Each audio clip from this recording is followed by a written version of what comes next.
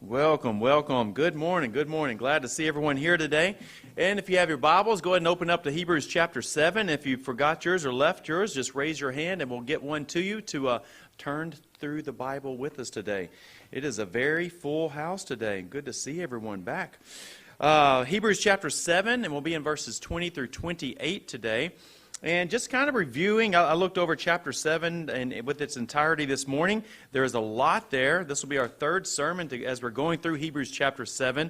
A lot of information there to cover, but we're going to kind of cover some of that in our review today and even as we progress in chapter 7. But just kind of looking over last week's sermon, verses 11 through 19, we looked at the fact that the Old Covenant, and this is what we're going back and forth with in the book of Hebrews.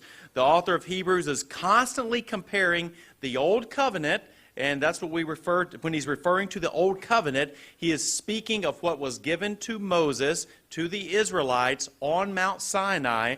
And within that Old Covenant, the law is given, and you have the Levitical priesthood that are the regulators, you might say, of that law. And that equals the Old Covenant that he's talking about. That has a specific law, specific priesthood, but now a greater priest has come that preceded and superseded the Levitical priesthood. But last week we looked at how the fact that he teaches here in Hebrews chapter 7 that the Old Covenant and its priesthood could not ultimately accomplish salvation in and of itself.